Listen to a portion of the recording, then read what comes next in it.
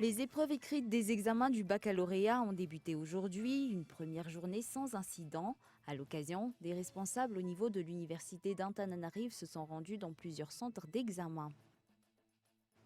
À ce jour, seulement 60% des candidats à la dernière élection législative ont déposé leur compte de campagne auprès de la Commission de contrôle de financement de la vie politique.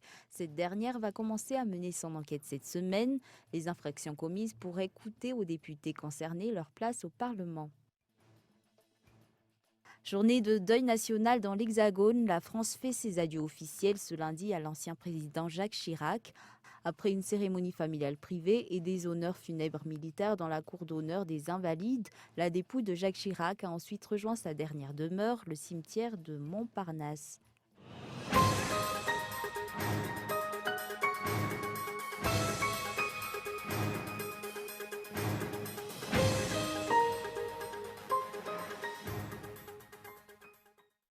Merci d'être avec nous sur Cool TV. Bonsoir. Dans l'actualité aujourd'hui à Madagascar, les épreuves écrites des examens du baccalauréat ont débuté aujourd'hui. Une première journée sans incident majeur. À l'occasion, des responsables au niveau de l'université d'Antananarive se sont rendus dans plusieurs centres d'examen pour rappeler les règles et assurer que les examens se déroulent sans problème. Unasaina Mirana Irmanzak. Aujourd'hui a débuté les examens du baccalauréat. Pour cette première journée, les épreuves se sont déroulées sans incident. Cette année, nous avons eu 2639 candidats au baccalauréat. Au LMA, aucun retard n'a été noté aujourd'hui et aucun incident. Nous avons tout de même eu 2 candidats qui se sont trompés de centre. Ils se sont inscrits en bac technique et doivent passer des épreuves générales et se sont trompés parce qu'ils ne devraient être au LMA que pour le bac technique. Pour cette épreuve générale, l'un est inscrit au LTP, l'autre à Saint-Antoine.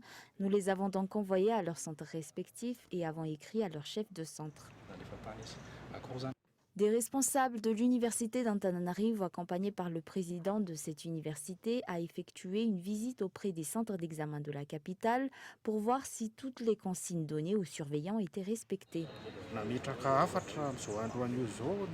Nous avons rappelé aux responsables qu'il faut qu'ils soient stricts par rapport au règlement. Il est interdit aux candidats d'utiliser des téléphones ou encore des machines à calculer scientifiques programmables.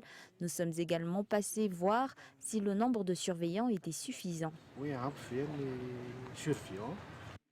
Il est à rappeler que cette année, le nombre des membres du jury a été revu à la hausse et un nouveau logiciel a été mis en place pour garantir l'anonymat de chaque candidat jusqu'à la publication des résultats. Ces derniers qui devraient être publiés vers la fin du mois d'octobre selon les responsables au niveau de la direction des examens nationaux d'Antananarivo. Sur un tout autre sujet, les infrastructures sont étroitement liées au développement d'un pays. C'est ce qu'ont déclaré un expert en aménagement du territoire et un économiste. Comparé aux autres pays du continent africain, Madagascar a encore plusieurs années de retard à rattraper en matière d'infrastructures. Un reportage de Mianta Ranjianaïf. Aucun développement ne peut se faire sans infrastructure, selon un expert en aménagement du territoire. La construction et la réhabilitation de différentes infrastructures à Madagascar représentent donc un moyen de développer le pays. En matière de développement, l'importance des infrastructures n'est pas discutable. Les hôpitaux, les écoles et autres sont compris dans des infrastructures sociales et vont de pair avec le développement. On retrouve également les infrastructures de production. C'est le cas par exemple des barrages nécessaires à l'agriculture ou encore les infrastructures routières, une base de la communication. Comparé à de nombreux pays du continent africain, Madagascar a cumulé plusieurs années de retard en matière d'infrastructures et pourtant le développement économique, social ainsi que celui du secteur de la santé et de l'éducation dépend en grande partie des infrastructures. Dans les pays développés, en l'espace d'une année, on note d'importants changements au niveau des infrastructures et cela contribue beaucoup à leur développement. Ce sont des investissements qui offrent la possibilité de création d'emplois, ce qui permet d'améliorer le niveau de vie des habitants. Les travaux de construction de ces infrastructures nécessitent d'embaucher plusieurs employés. Ensuite, une nouvelle école ou un nouvel hôpital, par exemple, nécessite du personnel, donc de nouvelles offres d'emploi. Pour rappel, le régime actuel priorise la construction de plusieurs infrastructures partout sur la Grande Île, infrastructures routières, établissements scolaires, universités, hôpitaux et autres, dans le but de rattraper le retard du pays en matière de développement. L'actualité politique, à ce jour, seulement 60% des candidats à la dernière élection législative ont déposé leur compte de campagne auprès de la Commission de contrôle de financement de la vie politique. Cette dernière va commencer à mener son enquête cette semaine. Les infractions commises pourraient coûter aux députés concernés leur place au Parlement. Seuls 60% des candidats à la dernière élection législative ont déposé à ce jour leur compte de campagne, un compte retraçant les recettes perçues et les dépenses engagées en vue d'une élection auprès de la Commission de contrôle de financement de la vie politique. Cette dernière va ouvrir une enquête à compter de cette semaine. Dia ny ampitson'io ihany zany ilay voamira ilay commission de contrôle du financement de la vie politique. La Commission de contrôle de financement de la vie politique publie le nom des candidats qui ont déposé leur compte de campagne. Cette commission va ensuite effectuer un suivi de ces comptes et rendre publiquement un rapport sur les candidats qui ont respecté les conditions et les règlements par rapport à ces comptes, ainsi que les formes d'infractions commises par rapport à ces comptes. Après enquête, les dossiers concernant les infractions commises et relevés par cette commission sur ces comptes seront présentés à la juridiction compétente. Ce processus pourrait aboutir jusqu'à la déchéance du député concerné selon les explications. Les blanchiments de capitaux et autres fraudes liées au financement de l'élection seront traités par la juridiction compétente. Le verdict qui sera prononcé par cette juridiction va empêcher le député de poursuivre sa mission. Ce verdict sera porté à la connaissance du président de l'Assemblée nationale. Ce dernier va ensuite en faire part à la Haute Cour constitutionnelle et il reviendra à la HCC de valider ce verdict, puis d'annoncer la vacance de la place au sein de l'Assemblée nationale et de prendre une décision pour remplacer ce député.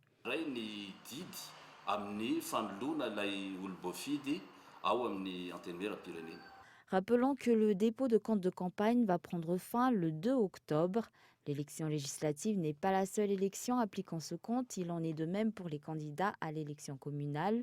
Ces derniers doivent donc élire un trésorier de campagne et doivent déposer leur compte de campagne auprès de la Commission de contrôle du financement de la vie politique. Une troisième session du pôle anticorruption d'Antananarivo va débuter aujourd'hui. Cette juridiction est spécialisée dans les affaires liées à la corruption, au terrorisme, au détournement de deniers publics, ainsi qu'à la possession et à la vente de drogue. Plusieurs dossiers y ont été traités ce jour. 9 affaires ont été admises au parquet du pôle anticorruption d'Antananarivo aujourd'hui, jour d'ouverture de la troisième session du pôle anticorruption pour cette année. Parmi ces dossiers, on retrouve l'affaire impliquant celui qui occupait le poste de directeur administratif et financier du ministère de l'Intérieur et de la décentralisation du temps du Premier ministre Olivier Soul-Nadjasan, une affaire de détournement de deniers publics s'élevant jusqu'à 140 millions d'ariars sur un marché public. Sur cette même affaire, cette juridiction a déjà tranché pour une peine de 5 ans d'emprisonnement avec travaux forcés pour Jocelyne Rabakwarsou, le cerveau des opérations qui à ce jour est encore recherché par les autorités. Cet ancien directeur administratif et financier, ainsi qu'un autre de ses complices ont été entendus devant le pôle anticorruption ce jour. Toutefois, pour l'instant, les dates où les gros poissons tels que Mboula Razona ou Claudine Razemamounds devront se présenter devant cette cour ne sont pas encore connus.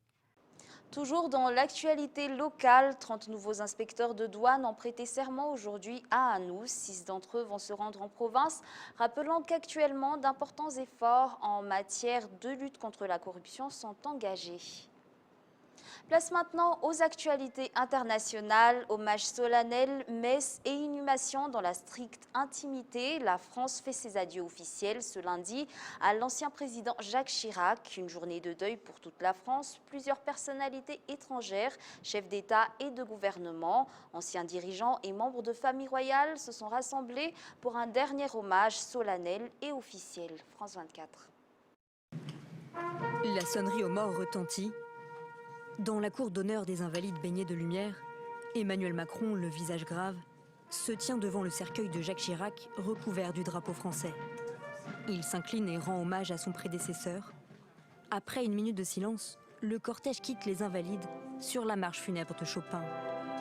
Les motards de la garde républicaine escortent le convoi jusqu'à l'église Saint-Sulpice. C'est sous les applaudissements de la foule que la dépouille arrive, puis entre dans l'église derrière l'archevêque de Paris, Monseigneur Aupetit. Personnalité politique et publique, plus de 2000 invités du monde entier, tous sont venus saluer Jacques Chirac, un homme proche de ses concitoyens. Le président Jacques Chirac, sans doute vous en souvient-il, avait axé sa campagne de 1995 sur le thème de la fracture sociale, portant ainsi son regard sur ceux qui restent sur le bord de la route. Hier encore, quelqu'un me disait que lorsqu'il était maire de Paris, il n'hésitait pas à faire des maraudes la nuit pour aller à la rencontre des gens de la rue. Un homme qui, en 2003, s'opposa aussi à l'intervention militaire américaine en Irak.